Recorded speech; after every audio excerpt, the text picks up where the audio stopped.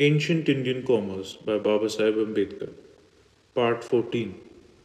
The rise of Babylonia marks the high water mark in the ancient commercial activity of India. Situated at the confluence of the Euphrates and the Tigris, joining the Persian Gulf with the Mediterranean and being a meeting place of Upper and Lower Asia, Babylon was destined to be the great emporium of the eastern and western trade. It was the meeting place of routes from all parts of the ancient world. There's ample evidence, says Mr. Kennedy, that warrants us in the belief that maritime commerce between India and Babylon flourished in the 7th and 6th, and more especially in the 6th century BC. It was chiefly in the hands of the Dravidians, although Aryans also had a share in it, and as Indian traders settled afterwards in Arabia and on the eastern coast of Africa, and as we find them settling at this very time on the coast of China, we cannot doubt that they had their settlements in Babylon also. But the 6th and 7th centuries are the culminating period of Babylonian greatness. Babylon, which had been destroyed by Sennacherib and rebuilt by Esarhaddon, Babylon, which had fused her importance and her fame to the sanctity of her temples, flow appears before us of a sudden as the greatest commercial mart of the world. There was no limit to her power. She arose and utterly overthrew her ancient rival and oppressor, Nineveh. With Nebuchadnezzar, she became the monopoly and wonder of the world. But the secret of her greatness lay to the monopoly of the treasures of the East, in the shouting of the Chaldeans in their ships and smartly Orientals who frequented her bazaars. It moved the envy of the nations.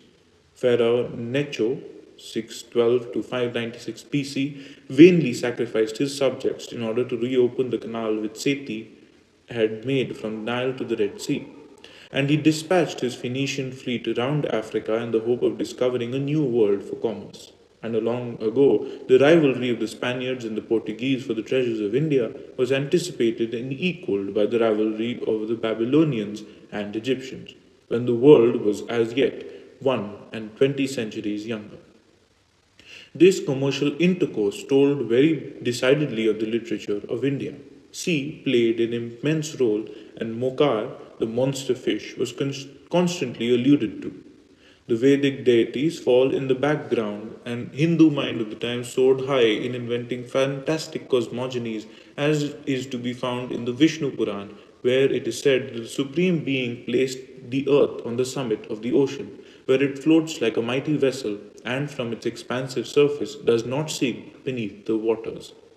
The entire literature smacks of commercialism and is essentially different in nature from the early Vedic literature, so much so that Professor Max Muller, in his History of Ancient Sanskrit Literature, says that there is throughout the Brahmanas such a complete misunderstanding of the original intention of the Vedic hymns that we can hardly understand how much an estrangement could have taken place unless there had been at some time or other a sudden and violent breaks in the chains of tradition.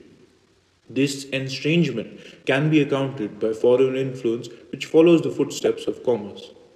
The focus of this foreign influence upon India was therefore in the 6th, 7th, and 8th centuries, and certainly not later than the time of Buddha, for his great teacher found all India believing in metempsychosis, which is not the Vedic doctrine, and must therefore be exotic. It must not, however, be supposed that the maritime activity of the Hindu dates from the period. Nay, sea farming had become a matter of habit with them. Buddha, in the Kevadhu Sutta of the Digha, 5th century BC, says by way of simile, long ago ocean-going merchants were wont to plunge forth upon the sea on board a ship, taking with them a shore-sighting bird. When the ship was out of sight of land, they would set the shore-sighting bird free, and it would go to the east and to the south and to the west and to the north and to the intermediate points and rise aloft.